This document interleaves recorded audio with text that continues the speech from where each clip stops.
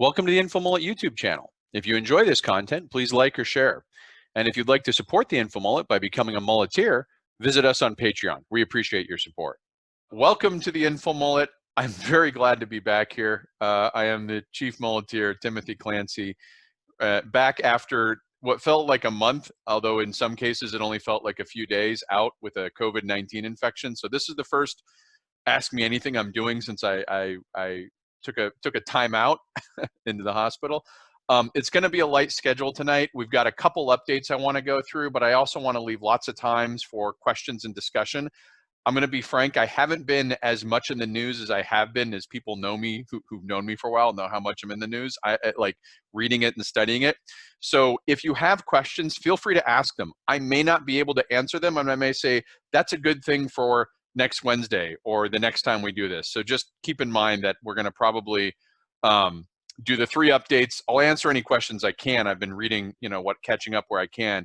But if I can't answer it tonight, we'll put it on the list and get to it on Wednesday. Especially, I want to start moving more into economic issues and what's going on in the recovery efforts, the stimulus efforts, the relief efforts, all the machinations going on with the Fed, the oil commodity, the shortage, these things matter. But I think with tonight being out for a month, when we left off, we were looking at the start of the month of April and some forecasts about where we would be in terms of deaths and death rates. So I actually wanted to start with that. So I'm going to share the screen here. This is the forecast that we made if you remember back in early March, so March 2nd, I did my first projection of the COVID-19, and I created some scenarios and used a technique called ambiguity analysis or uncertainty analysis based off the data coming out of China. And I created a series of scenarios that kind of forecast where the death rate would be in the United States. And then in late March, IHME is a University of Washington data science lab. They put together a series of forecasts, which is a much more sophisticated model that was designed to help hospitals predict, and this became an influence for the White House. So I captured those at a point in time, and I wanted to go through an update to show where we're at, because now April is over. When we started this was looking into April, and we had just getting down here. So again, I've gone over this before, but quick refresher. On the left is the total number of deaths. On the bottom is the time duration. I only mapped this out through May 15th. It doesn't mean wave 1 is done in May 15th, but it was important because it captures the bulk of these activities. And then these forecasts, the brown ones are the InfoMullet ones that I did, and you can see there's a range of them from very high up to, I think, 405 and 270,000. This is going to get up to around 137,000. The mid case here is about 67,000, and then a low of about 23,000. And what I've done is simply tracked the death rate of every day. We have tools that update. It's pulled off the WHO data. We update the deaths, and I've been tracking it. And this red line is the actual. So you can now see where we fall relative to and keep in mind, this is with the entire nation being, not the entire, but the majority of the nation being on lockdown. Even the lagging southern states went into lockdown late March, early April, and now they're starting to come out of it, which is kind of the point of tonight. So you can see here where we're falling, and this little yellow mark here, I put it on all the charts so you can tell New York City revised its data on the 17th, and they just dumped several thousand deaths onto one day. That's going to create a blip in all the charts, but I just marked it to say these deaths that are here are not attributed to that one day. It's actually probably over many days before that. But what you can see here is that even with the big lockdown, we're probably on track for close to, I would say, 75, 80,000 deaths at least, maybe closer to 90 by May 15th. It depends on whether we continue to have this acceleration and what I'm calling wave 1.5. I didn't think about wave 1.5 when I went into the hospital because I didn't think people would look at 65,000 deaths and say now's a good time to reopen. But I want to distinguish when we talk about waves and people bring up the Spanish flu and the cyclical pattern, they're usually talking about a pause of several months before a double hump formation that looks like, outbreak 1, pause, outbreak 2. Wave 1.5 is literally the wave that occurs if we reopen too soon, and the first wave isn't over, we just amplify it with the second wave. And This is the daily death count. So every day, the number of deaths that are new that day. And again, you can see this is where this really high one, but we talk about this double hump formation and people are like, what are you talking about? Are you camels? You know, what's going on? Well, I mean, you've got this rise here. So these are each day, the blue is the number of deaths that are attributed to that day. And then the red is a 5-day moving average that smooths it out and sees it. Well, you can see here, it's a little bit noisy, but you have the clear hump here in part because New York did a bunch of deaths, but this is also was a very high time. So you have a hump here and it began to decline in noisy data. And I was actually at this day here, the 20, I want to call it the 27th or so, there was actually under 1,000 deaths. And that was a big milestone because it was the first time since back in March, we had less than 1,000 deaths a day. And I was feeling pretty hopeful, but look at what's happened since then. We've had this rise in daily deaths right back up to 2,400, and we're still at the 2,000 a day. Now, this is important because New York is no longer generating these deaths. Back here on the left side of this chart, these were all coming out of New York City. You could talk about the supercluster there, the strain of the healthcare there. But New York has reduced its daily death count. I mean, it's not zero. There's still, I think, 300 a day. But as we do this, what we're seeing is these deaths begin to spread out in the rest of the country. And that's the real problem with the wave 1.5 is that we're now seeing the accumulation of deaths from a much broader, it's sort of the nationalization of the deaths. It's no longer in New York is causing it. It's coming from multiple regions. And this is a really big concern as we think about, are we reopening states at the wrong time? And again, for those who like tracking the rate of change, I always track the rate of change over time. This is the rate of change in the death rate, and you can see it started here very high and has been decreasing. The blue line is, again, a 5-day moving average. We've got the New York bump in there. But if you notice here in the rate of change, it's actually slowing its deceleration. I know that's kind of hard to visualize, but think of it a car that was accelerating. It's not, it's not accelerating as, or it begins decelerating, and now it's not decelerating as fast. It's sort of pausing out here. And what my fear is it's going to crest in here and begin to stabilize at a rate of around 4 or 5%. Well, a rate of change of 4 or 5%, that still has a doubling effect of 15, 20 days, or probably closer to maybe, 20, 22 days. So we're not out of the woods by any stretch of the imagination. And this is where I think this wave 1.5, if it was all just attributable to New York and we were sort of past the New York cluster, we could, wipe our hands and kind of look about reopening. But when I look at the death rates now in other regions, it's very clear that this is no longer just a New York mass death rate. And that's something I wanted to show here because it's the indication that as over the last month, the death rates in other parts of the country have been accelerating just like they were in New York early on. And I put earlier, we have an app now where you can go on and compare any 5 states or 6 states with their comparative crude death rate. And that's useful for comparing results between states and understanding sort of what policies are working and what's not. I put those in the post that was made this morning. And I wanted to just briefly go over that here. Make sure I got it going. There we go. So share. Okay, so this is the death rate, and these are FEMA regions. This is the death rate of what I would call the New York supercluster, right? It's got New York, New Jersey, and Puerto Rico in there because FEMA classifies Puerto Rico with New York and New Jersey. Don't ask me why. But I mean, in some ways, New York has this very classic S-curve of death rate. And you can see it crested up here and it's about at 6%. This is the one that caused many of those deaths. But look at New Jersey. Obviously, it's next door to New York. It's going to have some contagion. This is not a surprise, but it's now actually cresting the New York death rate. So in the last couple of days, New Jersey had more deaths in New York. It has less infections, at least we suspect it does. So the death rate's only, say, 500 a day versus 300 from New York, but it's now cresting the New York rate. And we would think if your mental model is New York is the worst, right, and the rest of the country is doing fine, and therefore we can reopen, that is a bad mental model. And that's kind of what I want to go through here.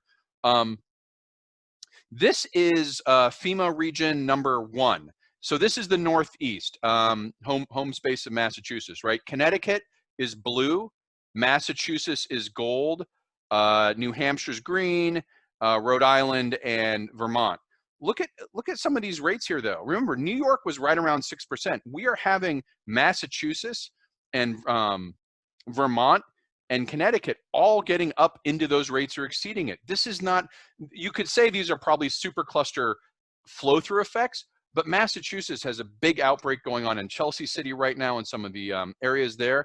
And these things are not over, because remember, the deaths that we record yesterday that are the driving these rates from yesterday or the day before, those were infections that happened 20 days ago. So those infections happened well after the lockdowns went in place in this region. The lockdown in Massachusetts was well in place, but there's still accumulating deaths even after the lockdowns were in place. And this is really important when we talk about, do we continue the lockdowns? So this is, I know the South is really important, a lot of questions on the South. This is FEMA Region 4, and I call it 4B because there were a lot. This is Florida's blue, Georgia's gold, North Carolina's green, and South Carolina's the lighter blue. And you can see they're still fairly low. There's a question on how well they're counting deaths, but look at the trend, right? It's not that they're 6%, but the trend of all of these is going up.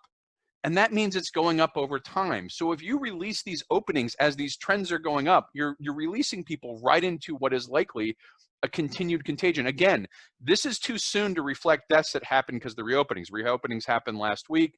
It takes about 20 days. These probably are, and these are deaths or infections that would have occurred after the closure that happened at the beginning of the month. But this is what really worries me. This is FEMA Region 5.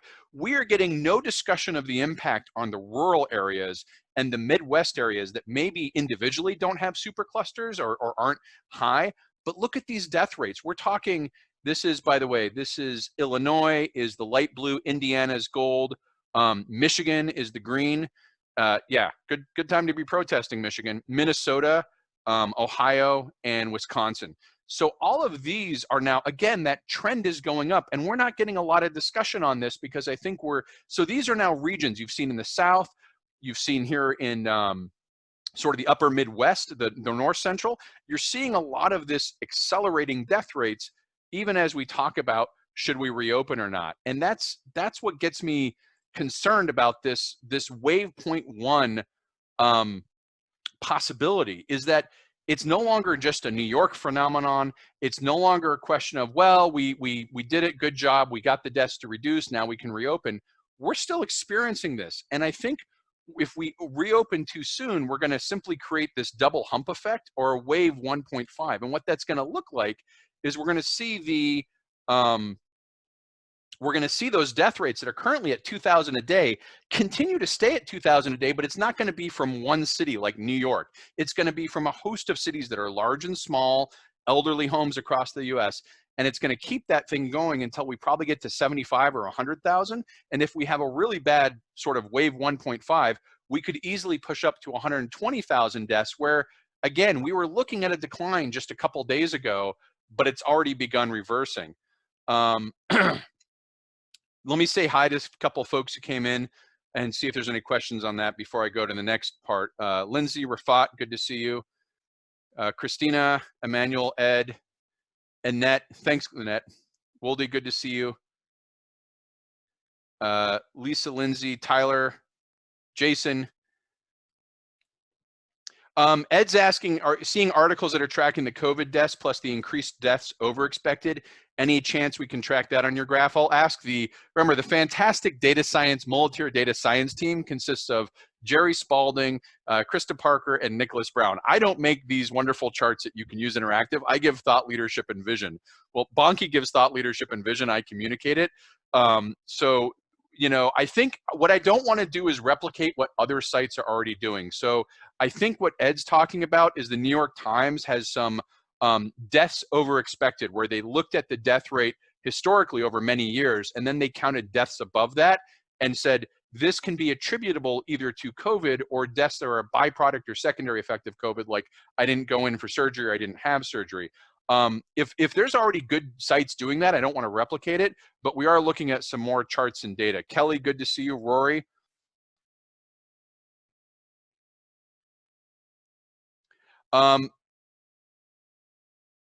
So Ed, the top clusters, there's prisons are some clusters, but the elderly homes are also a really big cluster. We have 3 elderly homes now, each of which have had more than 60 deaths in one elderly home. It was Washington, New Jersey, and Massachusetts.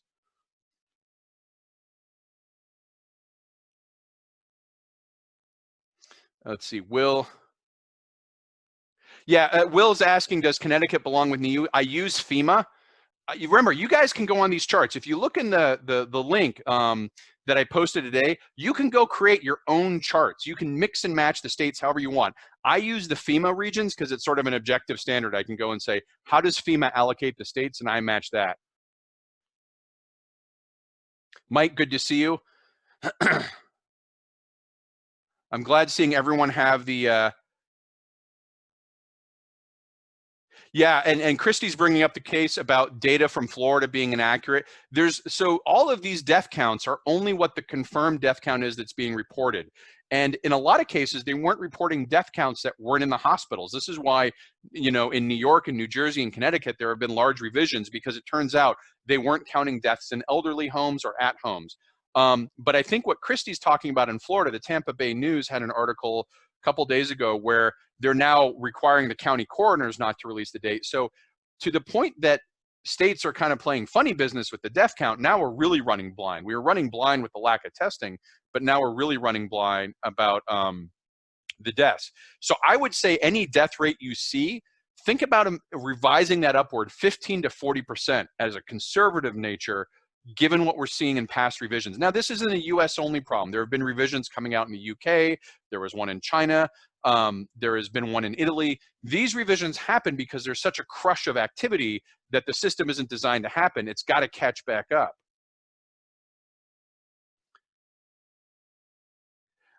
Why I'm concentrating on death rate versus case rate. So the case rate, Sabrina, is good question. Let me get to that right now. We still don't have enough adequate testing to know what the actual case rate is. So I've got here, one of the things we have to do, let's see here. So this is the chart of the daily testing and case rate. Confirmed cases for a while were growing as we expected them to grow because we were keeping up. You can see here in the left half of this, the daily testing, that's the blue, is the number of daily tests we ran. It was growing well, but it began to pause out here in late March, early April, and it's been staying sort of static in this position of 130, 150,000. It did jump up recently and is now you're seeing some higher numbers. But the number you want to look at to know whether you've got enough tests going on is the positive rate. And that's what this red line is. This chart comes from Calculated Risk Blog. And so if you look at this, you want a positive rate under 10%, ideally under 5%. Because what that means is you're not just diagnostically testing people like me who show up at the hospital, you're testing a broad population in a surveillance way to understand not just who's showing up at the hospital, but who the asymptomatic carriers are in the population. We have not been testing. You can see here the positive rate has been declining nicely for a few days, but we still aren't underneath 10%. I'm hesitant to use confirmed case rate because what happens is as you grow, it's a mathematical byproduct. If you have a large denominator and you have a flattening effect because you aren't testing enough to keep up with that, the rate of change is going to artificially flatten out because it needs more and more confirmed cases to keep the rate of change going. So my fear is in this wave 1.5, when we talk about states reopening, what they're seeing is they're going off this confirmed data that is actually being flattened out. And it looks like, hey, the growth is flattening out. We're doing well. My fear is that's a mathematical byproduct of insufficient testing and not a reflection of the accurate reality. If we had our testing positive rate down to 2% or 3% or 5%, I would feel that we're doing enough tests in enough areas with enough sampling and surveillance that if we did see a decline in the confirmed case rate, we could be confident with that. The deaths, the reason we use deaths or have been up until recently is they're a little less subject to that flattening effect just by the insufficiency of testing. And so that's why we use deaths rather than case in some of these discussions.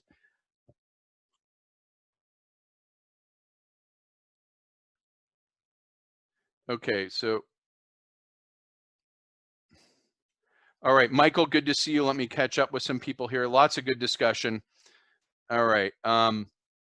So When we talk about responses, I wanted to talk about one of the challenges that I think has been a failure on the in communication is if you compare the strategy of induced herd immunity, which is what Sweden's done, the UK tried and abandoned it, the Netherlands has tried and abandoned it. It's not a very good strategy. I'm going to actually wait till Wednesday.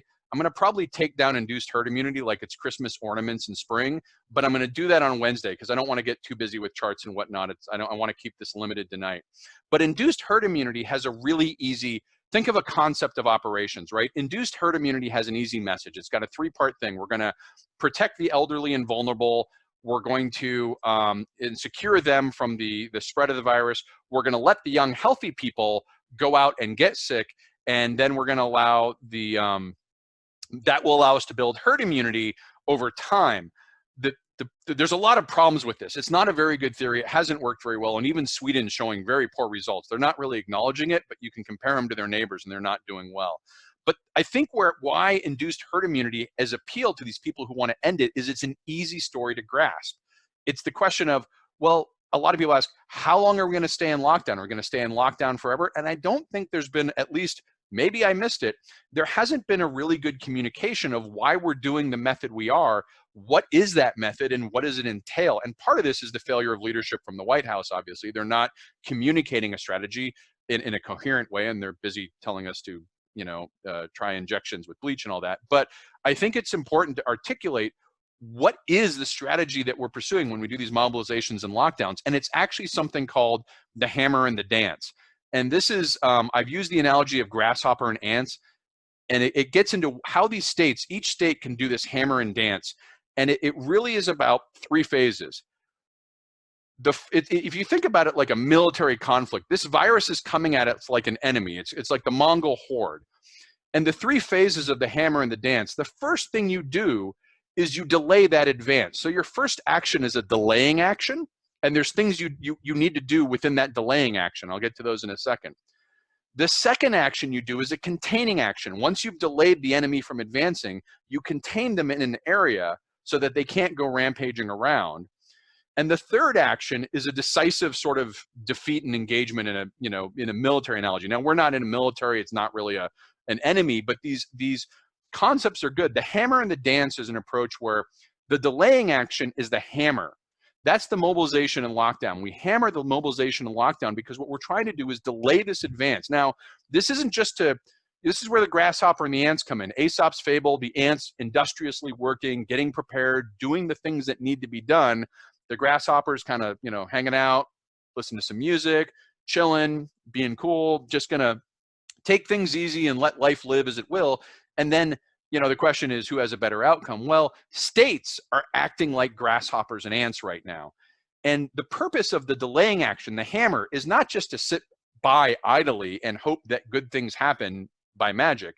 It is to do a series of actions during that delay. It's to build up your PPE capability for frontline workers and the general population. It's to surge your hospital capacity, not just or your healthcare capacity, not just in hospitals, but also into the places the hospitals aren't reaching, elderly homes, prisons, anywhere there's a reservoir. You've also got to build up your testing. We saw that testing insufficiency. A key part while you're delaying the virus in this hammer is you've got to ramp up your testing, not just for diagnostic and surveillance, but you've also got to build your contact tracing capability. And the key thing here, the difference between the hammer and the dance and induced herd immunity looks at a novel virus and says, we've never seen that before. Let's assume a bunch about how it works and put ourselves at risk if those assumptions are wrong. The hammer and dance reverses that and says, we don't know about the novel virus. We don't know if young and healthy people are going to be immune. I certainly wasn't. We don't know if we're actually going to gain immunity. We don't know how long it will take. So the hammer and the dance uses that initial delay to begin researching and getting evidence while we're in the lockdown so we have better informed decisions. The second part, that's the hammer, the mobilization and lockdown. The second phase, which I think has really been missed in the discussion about the economy, is the dance phase. This is the containment part. This is where if you've done the work of the ant and you've earned your way to Your PPE is good, your testing's good, your contact tracing and surveillance is good, you've got healthcare capacity surge. If you've done your work from that, the purpose is to shift into the dance. And the dance is where you cautiously reopen parts, but you've sort of inverted this quarantine. Right now, we're all social distancing and isolating. In the dance phase, you quickly identify people who are infected, you isolate them, and you swarm them with resources. This is kind of like the pandemic panopticon that you've seen now in sort of South Asia and Southeast Asia be deployed to some success. But the dance is less about fancy technology than it is just having the capacity to do this, because there's privacy laws we might not be able to do. So this shift to being everyone locked down, to isolating the people who are infected, providing them with services, allows things to reopen. This is the part of the discussion I think is missing. This dance part, you understand more about the virus, you have your effects in place, so you're containing it, and now you can begin making evidence-based decisions to cautiously reopen things, and you have the means to say, if this is not working, we go back in the hammer, right? We go back in the closure, but you have a much more nuanced approach for this. But this, just like you were an ant during the hammer phase, you need to also be an ant during the dance phase. You need to be continuing that research, but also now looking at vaccines and treatments. You need to be preparing your logistics of deploying these vaccines and treatments if you get them, because the ultimate goal is the decisive engagement, right? The final phase is you have a good vaccine, you have a good treatment, how do you get it out to as many people as possible? Now that could be a very long time. So I think this question, there's an artificial question of like, induced herd immunity promises an easy grasshopper lifestyle. Just do what you're always doing, don't worry about it. The pandemic will, if induced herd immunity worked as well as people think it did, the history of indigenous people in North and South America would be a lot different than it was. The history of the entire human race would be a lot different, because generally we don't do well with novel diseases and viruses, and it's not easy to get induced. We haven't really been able to get herd immunity, except in most cases, until we developed vaccines. So again, I'm going to go into this. I'm going to do a little analysis on Sweden on Wednesday. But a key part of this is what role does the Fed play in all this from a relief standpoint? In the hammer mode, they should be providing relief that fills the hole. This isn't stimulus. This isn't just letting people. This is like a meteorite hitting or a foreign armor invading. The federal relief in the hammer phase should be filling the hole. It should be keeping people so they don't have to go back to work. They don't have to go out. And there's a lot of things that go into that. As it shifts to the contain phase, the dance phase, the federal role is to support reinvestment. And by reinvestment, I mean across the board, people being able to get back up and going. So you've just given them relief to get through the hole. Now you have to help them get back on their way. And the final relief in the decisive is to mitigate any ongoing harm. So there's a specific role of the kind and nature of financial assistance that should be going on across the board in the economy for each of these phases. But I think this sort of the Swedish, or so I shouldn't say the Swedish, that's probably unfair. The induced herd immunity grasshopper approach, I see it in Georgia now.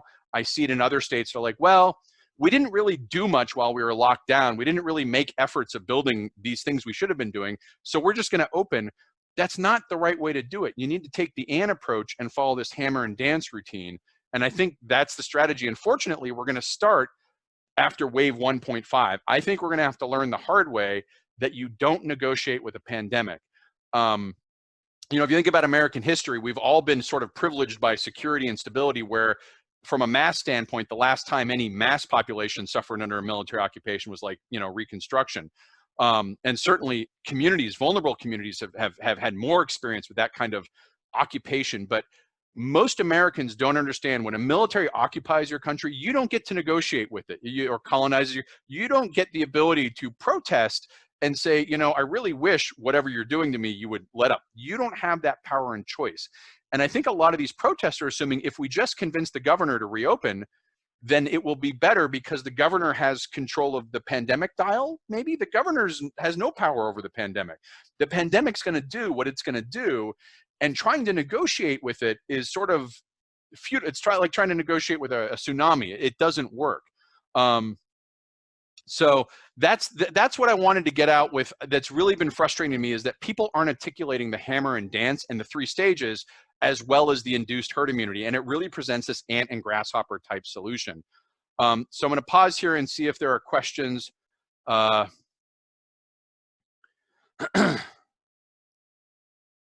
Let's see, go back up. Lots of people. Okay, so Ed's still talking. Ed's always talking. Good to see Ed. Mike Jackson, thanks, Mike. Yeah, Mike Lyons, when you talk about Vietnam and New Zealand, the countries that are doing well, they're using a hammer and dance routine. They shut down early, they restrict movement early, they ramp up PPE, they put in place massive testing. You can look at this hammer and dance of delay with the shutdowns, build your capacity up, contain with, surveillance testing and tracing, so you can isolate people, get them out, and then in theory you can begin incrementally opening back up. Mikhail, good to see you.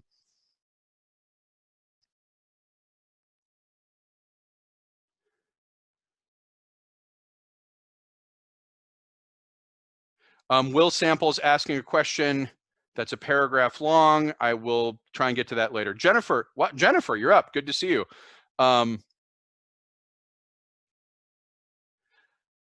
Okay, people, you're asking a lot of good questions that are very technical. I'm going to pause on it because, I'm trying to keep this limited here. I appreciate these. I'll capture these, and I may capture some of them on Wednesday. Yeah, Rory has, the experience of induced herd immunity with European contagions is not promising, as that's a successful strategy. I would not recommend that. Stephen Emerson, good to see you.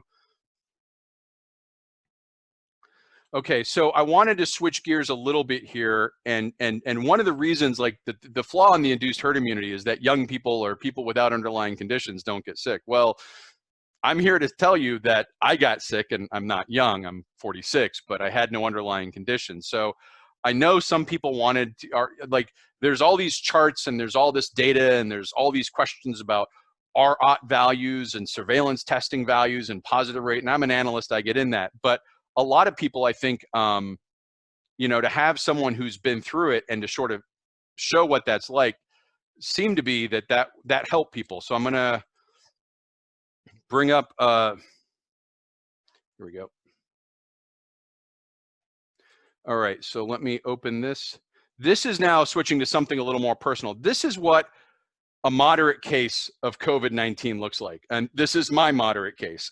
So I became an unwilling participant. When you're an analyst, so when I was in Afghanistan, I was studying improvised explosive devices from a very good distance. You do not want, when you're an analyst, you don't want to become that what you're studying. But this time I kind of got caught. So what this chart shows,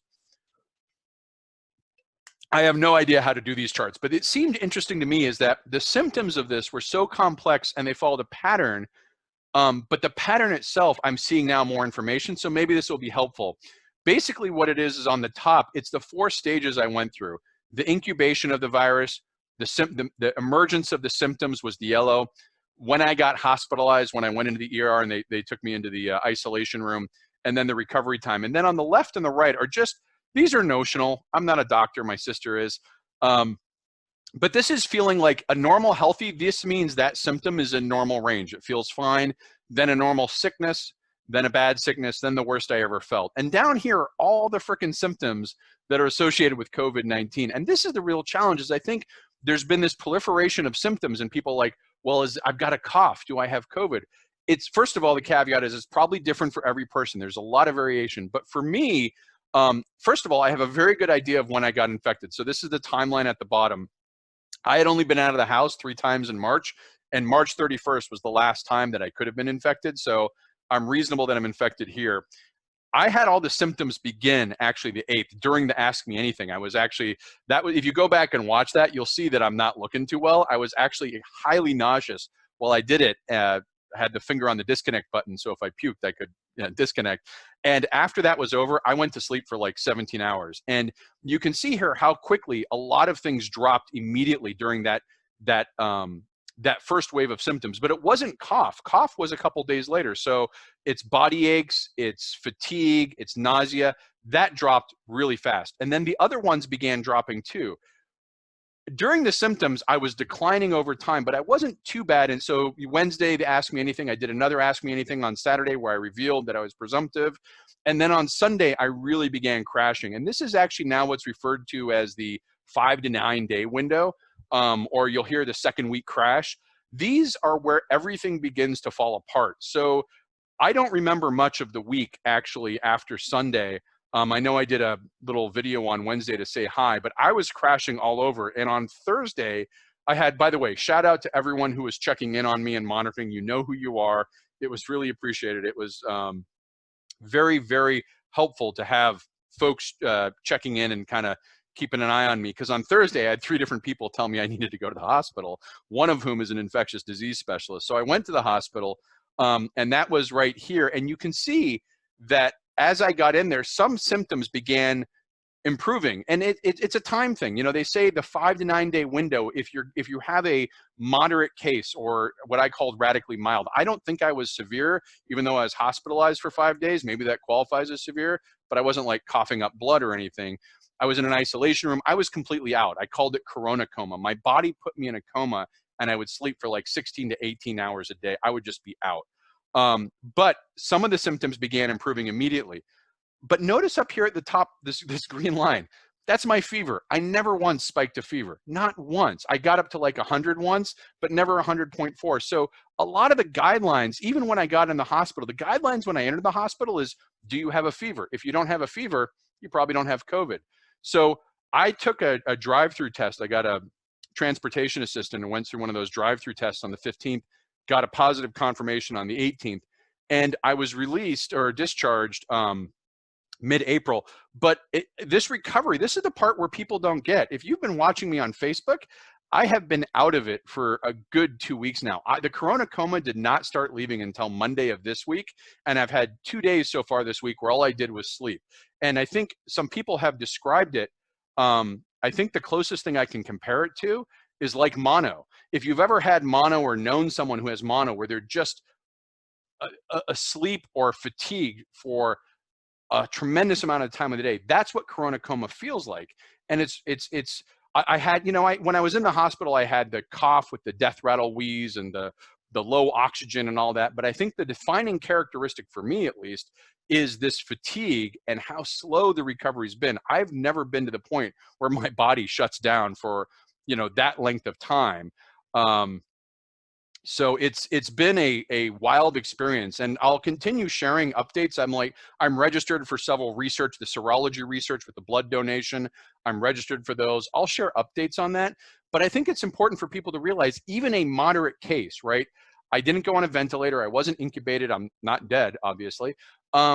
Those are serious cases. So when we say, well, we'll just go out and get it and be fine, I was walking 15 to 20 miles a day up through March. Those of you watching me know I broke my treadmill. I walked it so much. I actually broke the treadmill. But I have been walking this week only. So 3 weeks after this started, I have been walking in the yard and around the neighborhood. I'm up to about a block, 2 blocks now.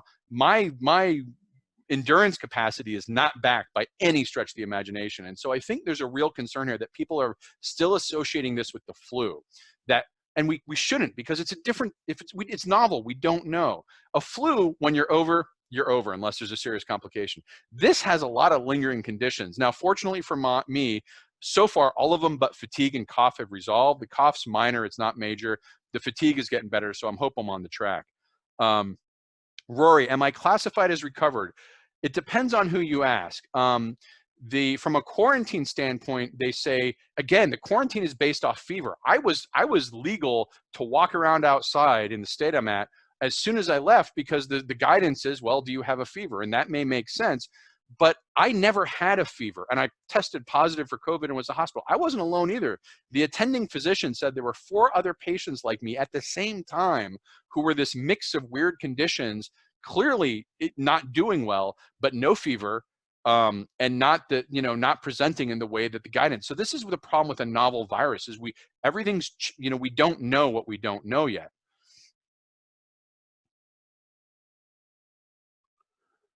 And so, good question.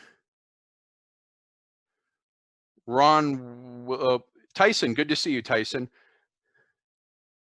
Yeah, the heart rate, Alice, the heart rate was interesting. So not on the chart was the blood oxygen was on there, the heart rate. Yeah, the heart rate, my heart rate was generally fine. It didn't go up, it didn't accelerate. What got me admitted was my blood oxygen level. It was 88, I think, like that, something like that in the ER, low 90s, 88, 90, and we were monitoring it throughout. So but they did a good job of they clearly could tell I was not doing well. So it was bizarre being in the ER sorting room. You're in there and you think you're going to get discharged, and everyone else around you gets discharged, and then you get a conversation with Dr. Hazmat, who shows up in the full spacesuit. And I mean, everyone was wearing PPE, but when the clear Dr. Hazmat came in, I realized I was not doing well. Valeria, good to see you. Ashton.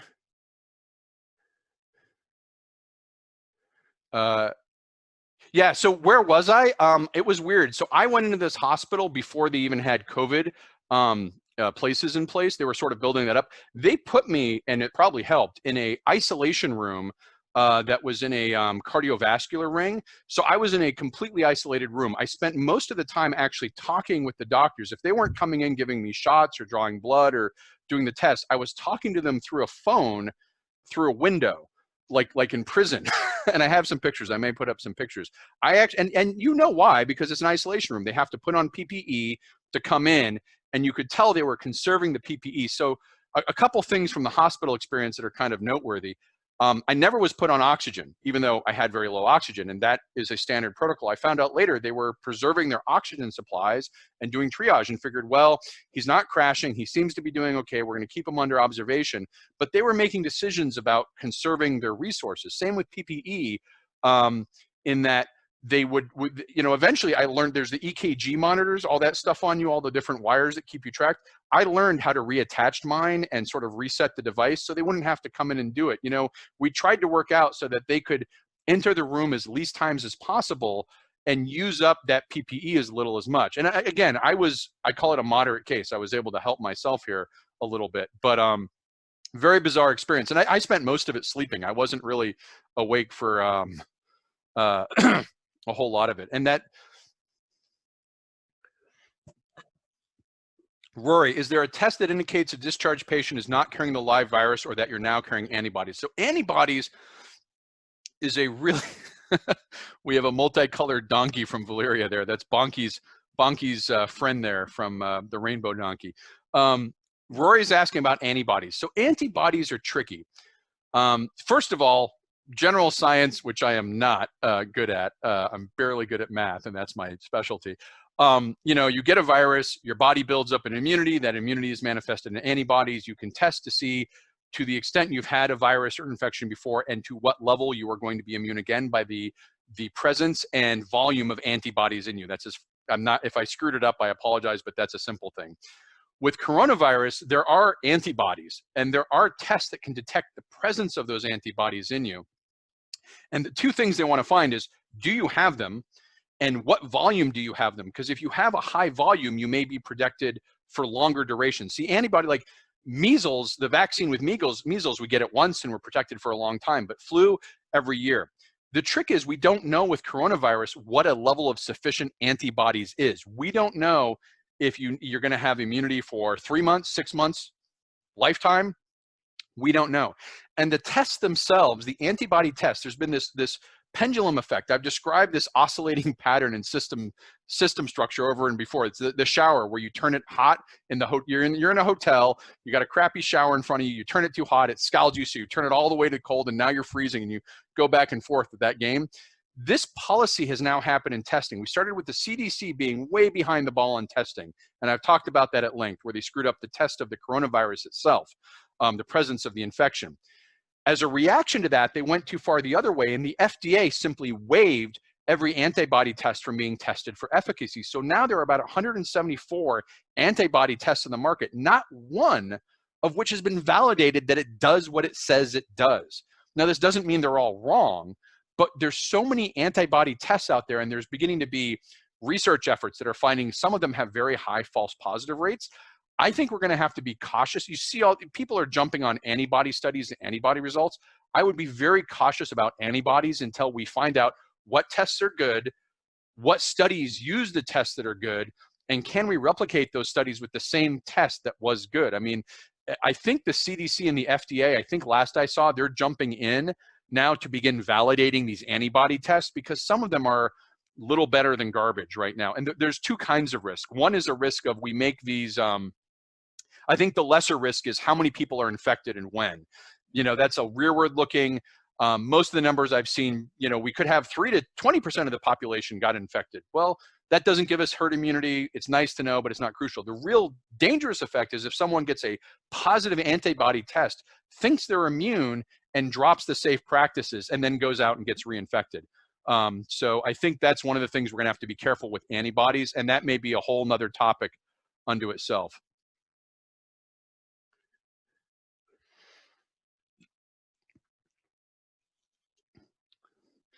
The lack of symptoms, Rory's the lack of need is the criteria. The criteria to discharge me, Rory. So I'm in a situation where I'm by myself right now because of where I was at with work and the work I was doing. So the criteria I worked out with the doctor was both a medical criteria, like my oxygen level isn't crashing, stable heart rate, nausea clear, the symptoms are clearing, but it was also, could I take care of myself?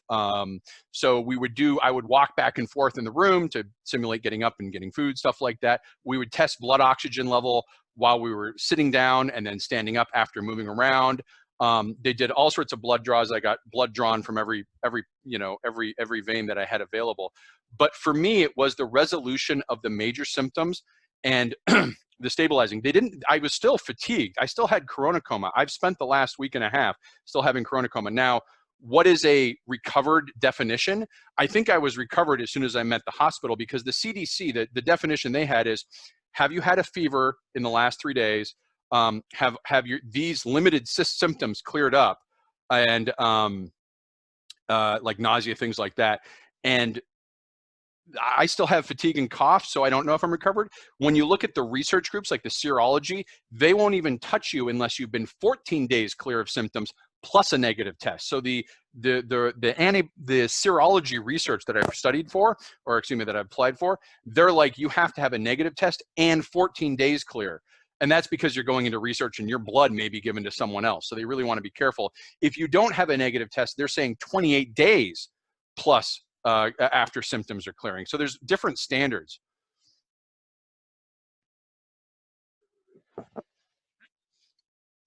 Jennifer, I apologize. I don't know what Kawasaki disease is.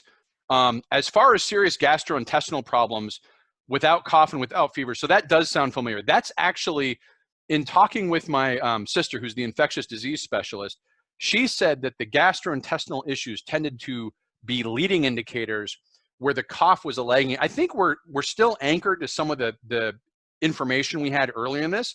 I'm not so sure that cough is all that important other than an indicator. Things like nausea. I mean, I had diarrhea, TMI, nausea. The gastrointestinal, like what was going on in my body, was much more severe than the cough at first, although I eventually did develop a sort of a death rattle wheeze. If anyone heard me cough and wheeze when I was sick, it's something to hear. But when I got in the hospital, the diarrhea cleared up. I mean, hospital food, what can you say? But yeah, GI tract issues, or the GI issues, are pretty prevalent in this. And I think, I don't know what that has to do with Kawasaki, what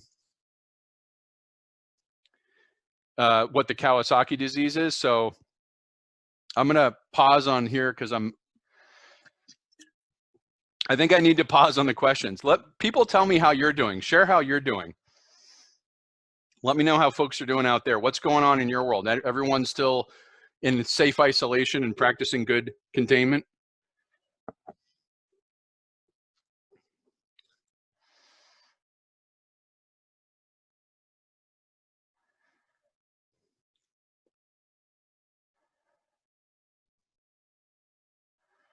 Good to see you, Guy. Thanks for joining. Ron, welcome. Thanks for linking herd immunity. Yeah, Ron, I'll get back. I'll do herd immunity in depth on Wednesday. I want to limit what I'm doing tonight here. In fact, I can feel beginning to fade here.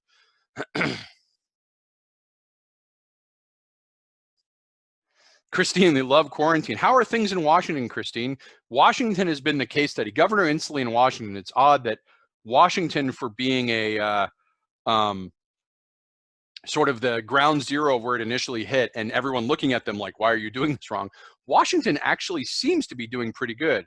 My parents are in Washington. They're in a facility out there.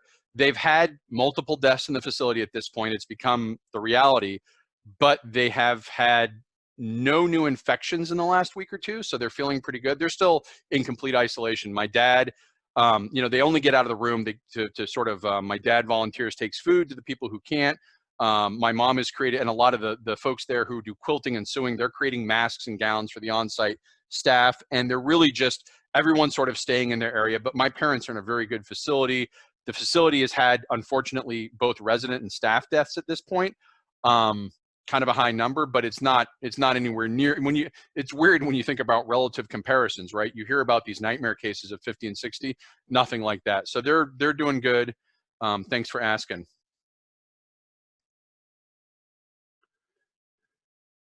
Yeah, Christine, we're going to start talking about the economy and the layoffs and things like that probably in future one. I know that's hard. We're probably closing in. Oh, that was I forgot. I'm going to share one last thing, and it will be short. I know people are worried about me being the red in the face, but there was a question that comes up when we compare this induced herd immunity and the hammer and the dance. One of the questions that comes up is, will the economic hardship, above and beyond all the very valid concerns about retirement savings, ability to afford college or simply afford groceries or rent, these are very real issues. But there's another issue that comes up that is,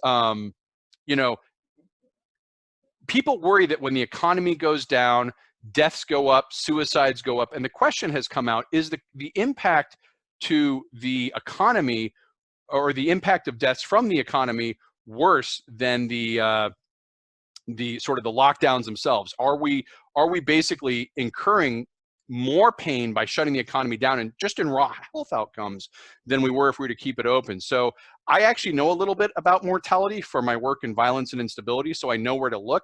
And I was able to pull up, it's again, one of these surprising things. So 2 studies. The Strumpf study had looked at this. One of this is a study looked at mortality during sustained economic hardship. So this is all mortality rates. And he looked over 366 metropolitan areas. You'll find the study is linked actually in the discussion. And it was over 5 years, about 530,000 observations. And what he found out, very counterintuitive, people don't think about this, for every 1% that the unemployment rises in a metropolitan area, mortality rates decrease by 0.5%. They go down by 3.95 deaths per 100,000. And this isn't necessarily that the deaths are among the unemployed. That wasn't the study. The study was the metropolitan area. But as unemployment goes up, mortality deaths go down, or the overall mortality rate goes down. And that seems very counterintuitive until you begin thinking of, well, why is that? Well, there's less driving, less people on the road, less accidents, less heart attacks, less work-related stress. I've already shown that there's less criminal violence when the economy goes south, criminal violence goes down, but there's also more people around at home acting as proxy caregivers. It may not be perfect, but so there's some counteracting effects. This concept of when the economy goes down, deaths go up is actually not borne out in the evidence. It's the reverse. As the economy goes up, deaths go up. As the economy goes down, deaths go down. But another question came up specifically about suicides, right? With mental health and the amount of the rash we've had in suicides and the waves, there was concern that we would have an increase in suicides. Well, this one found that there was a correlation between, and this is the Harper study, looked from 30 years. It did find that there was a really light increase in suicides, but we're talking about 0.14 deaths per 100,000 population during the Great Recession. And so, yes, suicides increase, but the difference in suicides from summer months to winter months is 300,000, or excuse me, 3,000 a year. The difference here between recession and not recession is like 350. It's a very small effect. And so this kind of summarizes the research, just to show real quickly. This is the deaths per 100,000. And these are different COVID scenarios that we might have been facing. 80,000 deaths, 100,000 deaths, 200,000 deaths, 400,000 deaths. These are the scenarios of if we didn't lock down, what's the potential death rate? Because remember, we only have the death rate we did because we locked the nation down. Then there's the research of, well, if unemployment goes up by 15%, deaths drop by this amount, 20%, 30%. And this is really counterintuitive. I don't think people realize this difference in effect, that the unemployment rate going up actually causes deaths to drop.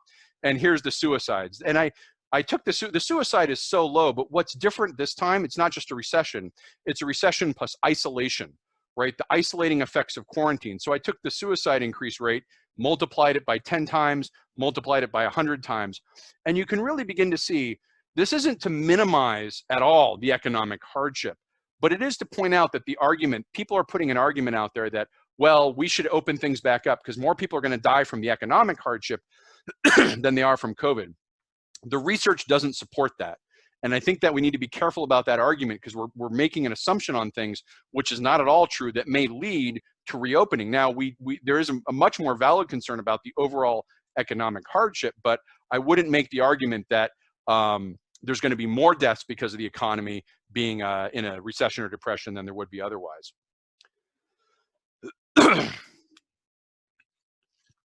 Yeah, Emmanuel, all these studies are, I don't know if you're responding to someone else about Great Depression. Yeah, Emmanuel, I've linked the studies. If you want to go look at the methods in the studies, he looked at 366 different metropolitan areas, so you've got a range of densities in there. And as far as the Great Depression, they were only looking at, one study looked at 1980 to 2010, and the other looked at 2005 and 2010. So they're really capturing the effects of the Great Recession, not the Great Depression.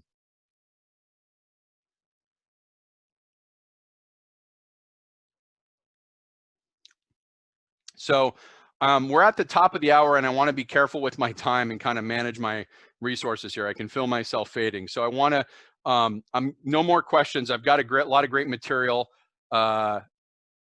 And I'm going to capture these and bring them up on Wednesday. Everyone, be good. Take care of yourself. Stay social. It's great to be back. Thank you for all the support over the last month, and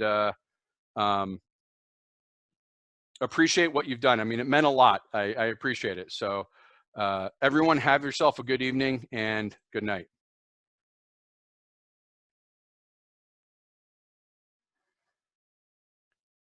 Thanks for watching the video. Hope you enjoyed it. If you'd like to follow the InfoMullet, visit us on Facebook or Twitter. And if you'd like notifications when we post new video content, click on the red subscribe button below the video. If you've ever wanted to become a mulleteer and support the InfoMullet, visit us on Patreon. We appreciate the support.